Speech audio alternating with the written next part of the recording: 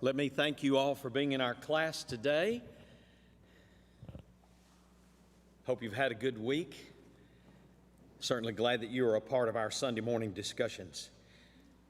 Would you be opening your Bibles, please, as we begin this morning to the book of Judges, Old Testament book of Judges, chapter 16. That's where we'll start. It's not the only place that we will be, but let's start in Judges chapter 16.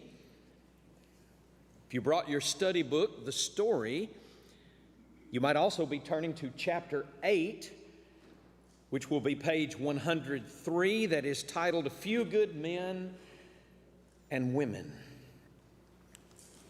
And in this chapter, you will see the stories of Ehud, Deborah, Barak, Gideon, and Samson, whom I have chosen to focus upon this morning. As always, the hardest choice for me, the hardest task for me, is choosing which part of this vast amount of material that I'm going to focus on. And so we're going to do Samson this morning. Guys, you might want to turn me down just a little bit. I'm hearing a little echo coming back to me there.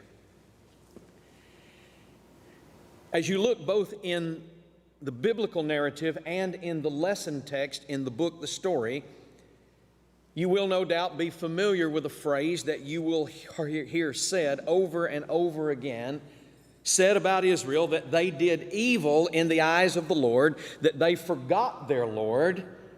And then you will read of the great consequences that will always follow. It will also be said of Israel over and over again that they did that which was pleasing in the eyes of the Lord, and then you will read of the great blessings that God will provide. It is during this particular time period that this particular part of the story addresses that God chose to rule His people by way of various judges that He would appoint. And thus we read now from the book that is called Judges, chapter 16. I'd like for us to start about verse 4, and we will read through verse 20. Sometime later, Samson fell in love with a woman in the valley of Sorek whose name was Delilah. The rulers of the Philistines went to her and said, "See if you can lure him into showing you the secret of his great strength, and how we can overpower him so we may tie him up and subdue him. Each one of us will give you 1,100 shekels of silver." So Delilah said to Samson, "Tell me the secret of your great strength and how you can be tied up and subdued." Samson answered her, "If anyone ties me with 7 fresh bowstrings that have not been dried, I'll become as weak as any other man." Then the rulers of the Philistines brought her 7 fresh bowstrings that had not been dried, and she tied him with them. With men hidden in the room, she called to him, "Samson, the Philistines are upon you."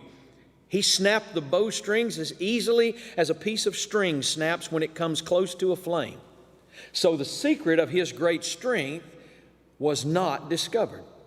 Then Delilah said to Samson, and I wonder if you can just sort of hear her saying this. If you can just sort of hear the inflection in her voice. Then Delilah said to Samson, "You have made a fool of me and lied to me. Come now, tell me how you can be tied." And he said, "If anyone ties me securely with new ropes that have never been used, I'll become as weak as any other man." So Delilah took new ropes and tied him with them. Then with men hidden in the room, she called to him, "Samson, the Philistines are upon you." But he snapped the ropes off his arms as if they were threads. Delilah then said to Samson, and I'm really hearing her now, "Until now you have been making a fool of me and lying to me. Tell me how you can be tied." He replied, "If you weave the 7 braids of my head into the fabric on the loom and tighten it with the pin, I'll become as weak as any other man." So, while he was sleeping, Delilah took the 7 braids of his head, wove them into the fabric, and tightened it with the pin. Again she called to him, "Samson, the Philistines are upon you."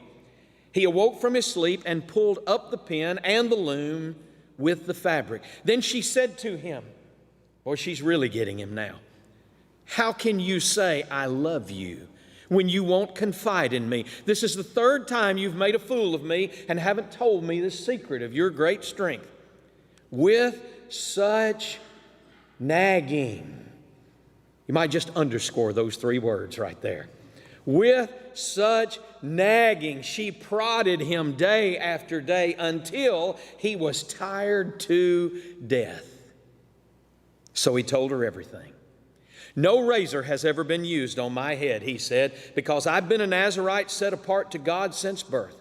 If my head were shaved, my strength would leave me, and I would become as weak as any other man. And when Delilah saw that he had told her everything, she sent word to the rulers of the Philistines, "Come back once more.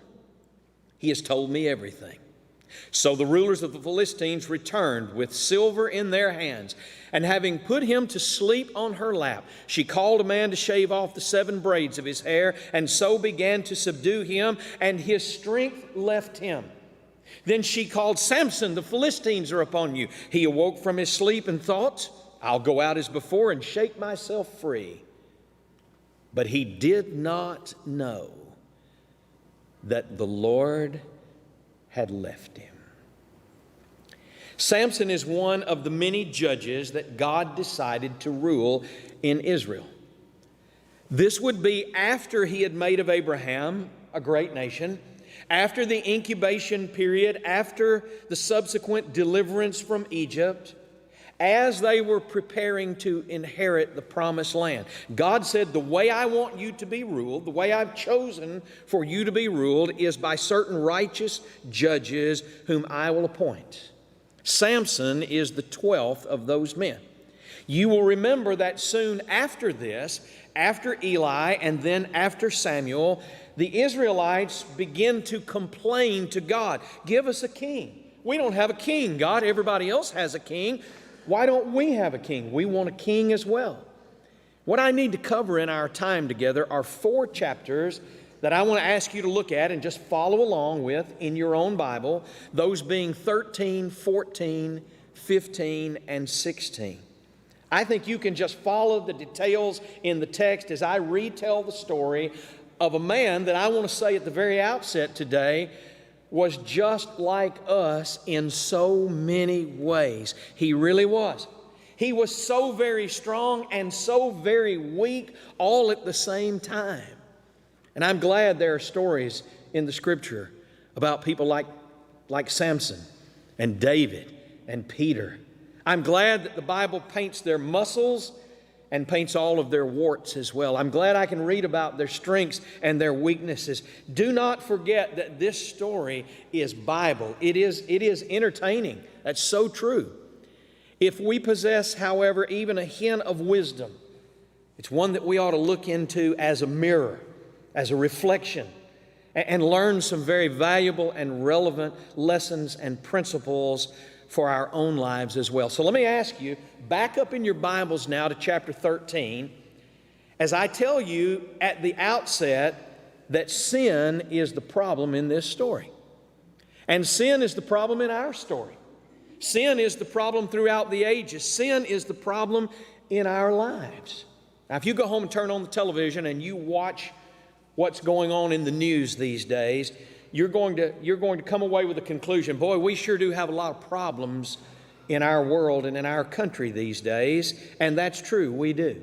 And you would likely say, boy, I'll tell you, what's going on in the economy and inflation and our national debt and the border and our national security and all of these things. And you would say, it just seems so overwhelming. And it does.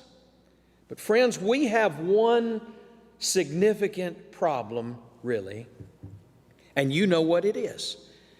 And what it is sin. It's the problem, sin. And if we dealt with that, we'd be all right. So we read in chapter 13, verse 1, something that you will read just about every time you study one of these great stories of Israel. Again, the Israelites did evil in the eyes of the Lord. It's a principle that God is just hammering home to us that we often just do not get. Israel would do that which was right in the sight of God, and victory and blessing and prosperity would follow every single time. And then they would forget about that. They'd become lax. And then Israel would do that which was evil in the sight of God, which would always be followed by defeat and despondency. And even though Samson ruled in Israel 20 years as one of her God-appointed judges, the people are never completely freed from the Philistines because of their sin. So in the story of Samson, he did indeed get off to a good start, to a really good start. If you look at the text in verses 2 through 5, God does what God has always done and what I believe God still does today. He looks for a good man. He looks for a good woman to step out and take the lead. And so he approaches a man named Manoah and his childless wife, and he says to them, "You are going to have a child. You will call his name Samson. He will be a Nazarite and a great leader." Now, if you wanted to, and you might want to do this in your own personal study, you can go back into the book of Numbers and you can read all about the Nazarite vows. No liquor, no wine, no razor on the head, etc. Basically, the vow is made from the mother, from pregnancy, that she will drink no wine. And the boy, from birth forward, is basically never to have a haircut. And God is going to bless and to honor their vows of dedication and consecration to Him that have been made. Understand that no wine and no haircut, that's just a very small part of it. So this boy, verses 12 through 25, is going to be raised, is going to be brought up right. And with the help of an angel, this was accomplished. Samson was on his way to becoming one of the greatest leaders, certainly one of the most colorful that Israel ever had. But you see, you know from the story that the boy did not stay what he had been taught to be. If you want to be practical and you want to make some practical application and see some relevance to our own lives, surely we would all say we face that same problem today. He might have looked better after the haircut, I don't know, but the vow had been broken. He lost his power, lost his influence. I think you could make the case that he almost completely lost his relationship with God. Now, ladies, I want to tell you this morning, do not be mad at the messenger because of the facts. I'm just going to give you the facts, okay? Samson's problem was he loved the wrong kind of woman. 3 bad women in a row. Bad women. Well, Jim, are you trying to blame all this on the women? No, I'm not. It really doesn't matter who the girls were. Samson was still responsible for his own actions. But friends, there are a lot of men today, you might even know some of them, who are in a big pile of trouble for getting involved with the wrong kind of woman. And ladies, in your defense, there are a lot of women, and you might know some of them, who are also in trouble for being involved with, getting involved with the wrong kind of man. Some people, bless their hearts, just have a talent for picking the wrong kind. Samson had that talent. He loved the wrong kind of woman. So in chapter 14, verse 1, the text says, Samson went down to Timnah and saw there a young Philistine woman. And even though, and I can't explain all of the details of it, even though the story of the first woman was part of the plan of God, I'm meddling a little bit just now, okay? You think we need to teach and to preach about who we need to marry? Do we ever talk about that much anymore? I think we need to. And people use their desires, they use their heart rate, they use their glands to make decisions about who they're going to marry, and that's not good. You can eat too much pizza and feel exactly the same way. Do you understand that? You can. Feelings alone can mislead you. I've been involved in some of the premarital counseling, before I've conducted a wedding, and I will tell you, feelings alone will mislead you. And I've heard them sit there and say, but Jim, you just don't understand. I feel like I've never felt before when I am in her presence. And I just want to say, well, take some Maalox and you'll get over it, you'll be fine. How modern is this exchange? You think about what you're reading right here in the text. How modern is this? Samson went down to Timnah and saw there a young Philistine woman. When he returned, he said to his father and mother, I have seen a Philistine woman in Timnah. Now get her for me as my wife. And the parents, being much older and much wiser, said, Son, isn't there an acceptable woman among your relatives or among all our people? Must you go to the uncircumcised Philistines to get a wife? And Samson's reply is what? Get her for me. She's the right one for me. It'll just all work out fine if I can just have her. You talk about fresh and relevant and modern.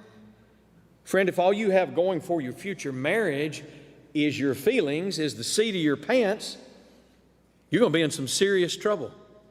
Those subjective feelings will not sustain that relationship long term. So he says of this first woman, get her for me. And I just can't help but think every time I read this, we must be teaching our children that you have to decide what kind of person you're going to be looking for. You have to decide who's the kind of person that you want to marry. You decide. You don't sit back and hope you land a nice one. That's what you do when you're fishing, not when you're trying to select a mate. And despite his good start, Samson loved the wrong kind of woman. He doesn't know how to pick. So on his way to marry this girl, do you remember what happened? They have a big, big party. If you look at the text in verse 5 through about verse 20 of chapter 14, you read about some pretty fascinating events. A lion comes on the scene, roaring toward them. And the power of God comes upon Samson, and he grabs that lion, he grabs that thing, and just tears it apart with his bare hands. He's a bad man. Later he comes back to that spot, and the lion's carcass is still there. You remember what was inside? There was a swarm of bees, complete with their honey, that had taken up residence. You know what he did then? Just marched right over there, bees and all, scooped out the honey with his bare hands and ate it. Talk about superheroes. Don't mess with this guy. So they are at the bachelor party, and old Samson is a joker, likes a good riddle. He says to his 30 companions there with him, look at verse 12, let me tell you a riddle and make a deal with you. If you can tell me the answer, I will give all 30 of you a set of linen garments and a set of clothes. Sweet deal. But if you cannot figure it out, then all 30 of you have to give me a set of garments and a set of clothes, okay? So here is my riddle. Out of the eater, something to eat. Out of the strong, something sweet. Now, you know from the previous events about the lion, you got to peek ahead a little bit. You know what the riddle is all about. Well, it got to be one of those pride sort of things, as a challenge can sometimes become. They tried for 3 days to figure it out, and they couldn't. So the Philistines say to this woman, let me tell you something. You better get him to tell you the answer, girl, because if you don't, we're going to burn you and we're going to burn your father's entire household to death. You see what she did? She cried for 7 days. Men, are you listening to this? Are you hearing me? This gal cried for 7 days. You don't really love me if you don't tell me. Oh, boy. And he finally told her. Well, Jim, why did he finally tell her? I think it's self-evident to get her to hush, to get her to shut up. It's a lion. I killed a lion, and out of the lion came something to eat that was sweet. It was the honey that I found.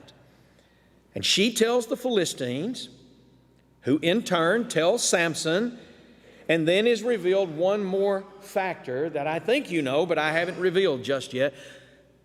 The boy had a very bad temper. He's not dumb.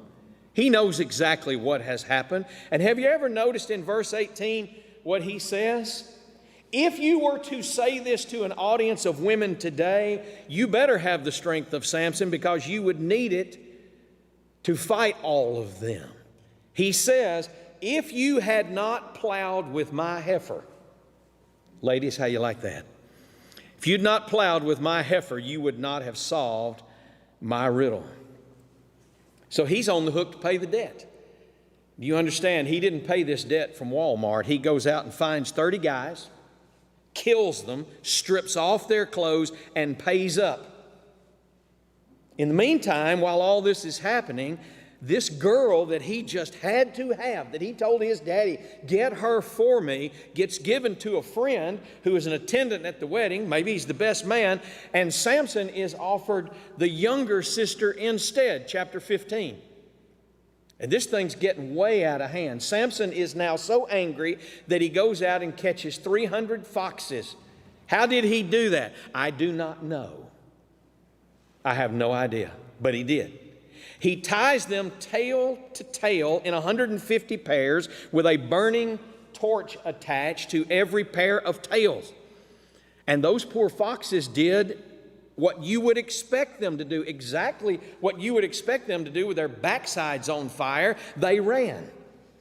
And in their running, they burned up the wheat crop, the vineyards, and the olive groves. The Philistines then went and killed that girl and her daddy and burned them up. Samson, verse 8, then attacks them for revenge and slaughters a whole bunch of them, and now we really have a fight. And imagine this, verse 9 and forward. 3,000 men from Judah come to take Samson in. And he goes along peacefully enough until the Philistines show up and want them to turn Samson over to them. When that happens, the ropes snap off his arms and hands. He picks up the jawbone of a donkey and killed 1,000 of those guys with it. 1,000 dead men on the ground. You can bet the other 2,000 are hot-footing it out of there. Samson's response to it all, with a donkey's jawbone, I have made donkeys of them. When the power of the Lord was upon Samson, it was truly an awesome thing. That was the first woman problem. Now, the second woman problem. Look at chapter 16, verses 1 through 6. Samson goes to Gaza one day, sees a prostitute. He goes in to spend the night with her, and his enemies say, boy, we got him now. We've got him. They surround the place, and they're waiting, planning at dawn to kill him. Samson gets up in the middle of the night, decides to go home. And I want to just tell you, there is no attempt on my part to try and explain nor justify his behavior. I can't. But I can tell you that at this point in his life, the power of God is still on this guy, and he's having a big time. And there is, of course, another obvious lesson here. Don't play with sin. Samson is just laughing about all of this, and it will soon, very soon, it will bite him. But if you look in verse 3, he comes to the city gates, and they got the gates locked. That's okay. He's not in the tent. He's still locked in the city. We got him locked in. No problem. He grabs the gates of the city and tears out gates, posts, and all out of the ground, puts them on his shoulders, and just takes them with him while he goes. Wow. But you know what, friends? Satan is persistent. Enter woman number 3. Do you remember her name? Delilah. And he fell in love with a woman named Delilah. Many a man has fallen in love with a pretty face and then made the mistake of marrying the whole woman. You understand? And by the way, how many women do you know today named Delilah? Just food for thought. Delilah is yet another ungodly Philistine woman. And I could tell you just here that while you might share many other things with another person, if the two of you don't share that common bond of faith in God together in eternity, really whatever you did share, not going to make a whole lot of difference, is it? I make no apologies to saying to folks, if I don't know how your marriage can make it without God. And I really don't have much good counsel about solving life's problems and overcoming obstacles that come along the way without the Lord. Without God, I don't know what to tell you to read or what to tell you to do. that's really going to make a lasting difference? Well, as you might expect, the Philistines are back, and they know they must discover the secret of his great strength if they are ever to subdue and disarm Samson. So they come to Delilah. They offer her a sizable amount of money if she can lure him into telling. And I want you to notice how Samson is so much like us in dealing with temptation and sin. Samson never just gets up one day and decides, today's the day I'm going to sell out on God. He never decides, I think I'm just going to put it out there and tell it. It is a gradual process. How does a prostitute become a prostitute? Is it that some godly woman goes home after church on a Sunday morning and says, you know what, today was a great day, but I've decided it's time for a change of life. Tomorrow I just need to do something different, and I think I'll just become a prostitute. Doesn't happen that way. Circumstances and situations in her life gradually lead her in that direction. It's the same way that people become alcoholics and substance abusers and sinners in just about any scenario that you might name. It is a gradual slide that just pulls you further and further and further down. And can't you just imagine Delilah working on this guy? Tell me, honey, do you love me? Oh, yeah, I love you. Well, if you do, then tell me the secret of your great strength. Well, Delilah, it's like this. He's a smart guy. I think the inference of the text is pretty clear. He's just playing with all of this. He says, well, if anyone ties me with 7 fresh bowstrings that have not been dried, I'll be weak. I'll be as weak as any other man. And she does it, and he lets her do it. Do you think she could have done this? Had he not wanted her to? Had he not allowed it? I'm not buying that he is completely unconscious.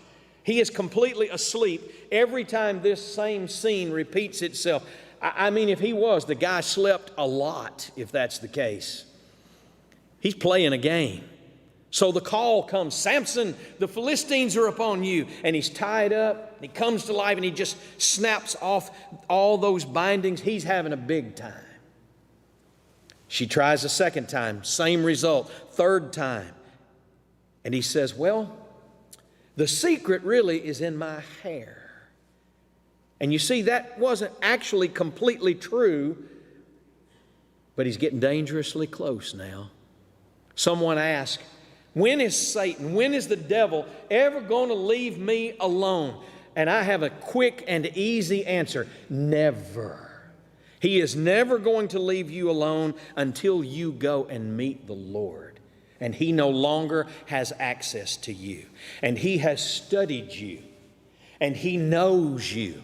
And He understands where you are weak. He knows it better than you know it about yourself. So she persists. And you see, that's what temptation does. That's what sin does. That's what Satan does. It just persists. And Delilah persists. And Samson is walking way too close to the edge. Verse 13, if you weave the 7 braids of my hair into the fabric in the loom, I'll be weak. Too close. Too close. And you see, while the awesome power within is, of course, we know where the power comes from. It is of God. Do not forget that Nazarite vow stipulated that hair must not be cut. And we are now about to read, I think, if I've got my Bible history correct, we're now about to read of the first lady barber on record right here. She weaves his hair, makes the call, he breaks himself free, but Satan knew he was very close. So the temptation comes one more time. Delilah says to him, Samson, how can you say the words, I love you, and make a fool of me? And the text just says in verse 16, with such nagging, she prodded him day after day until he was tired to death. Have you ever been that way? Just tired to death? And all your defenses are down and you are weak. And Samson was there, so he said, girl, I'm tired of telling you. Here it is. It's in the hair. It's in the hair. It's in that Nazarite vow. I'm so tired I could just lay down and go to sleep. And she says, please do. And she put his head on her lap, and as he was sleeping, the deed got done. And when the deed was done, she calls out one last time, "Samson, the Philistines are upon you." And he thought, you know what, I'm just going to get up, and I'll get up from here as I always have. I'm as strong as I've always been. I'll break the bindings just like I've always broken them. I'll get out of this as I always do. To me, one of the saddest verses in all of Scripture is verse 20. Do you see it there? But he did not know that the Lord had left him. I think in reality, you know that the Lord hadn't left Samson. Samson left the Lord. And friend, in an effort to try and be relevant and practical and make some personal application, let me just ask you a question to think about. Who else do you know that could happen to? Who do you know that could happen to? Perhaps the man or woman you see in your own mirror. I'll bet you could think of somebody. And while thinking that, I'll bet you're already making some personal application and realizing the moral of the story. Now, the rest of the story we have to see in order for it to be complete. It's bad. And then it's good again. The Philistines seize him, verse 21, and they gouge out his eyes. Think about this. God's man, God's chosen man, the judge of Israel. And they gouge out his eyes. And they take him down to Gaza and bind him with bronze shackles. Basically, they make a mule out of him. He's grinding in the prison. And everybody comes to watch, and everybody comes to make fun of Samson, and Israel, to make fun of Samson and Israel's God. Sin does that. Sin gives opportunity to the world who is already skeptical about God, about faith, about Christianity, to make fun of God's people. You understand? That's why when the scandal does happen, that the world sits back with folded arms and says, "Ha, Christianity, yeah, I've seen it. That's what it is right there. I don't want any part of it." Well, they haven't seen it. What they have seen are the actions of flawed flesh and blood that has not been wise at some point. So here's Samson, mighty Samson, and his eyes are gone and his strength is gone, and he's a mule, and he grinds and he grinds. But verse 22 tells us that his hair began to grow again. And I thank God for this, the redeeming part of the story. See, to me, the redeeming part of the story is God's still there.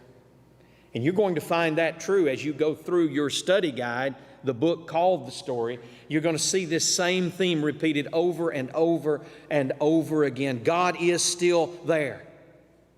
When sin happens, and it does. When sin happens to you, and it does. Please do not forget, God is still there. God's still around. Unless you give up on yourself, unless you give up on yourself and God, there's going to be a way out. There will be a way of escape. So his hair begins to grow, and more important, I think the story indicates his heart begins to change. Meanwhile, back at the ranch, the rulers of the Philistines are going to throw a big party, verse 23. And they plan in that party to offer a sacrifice to Dagon, their god.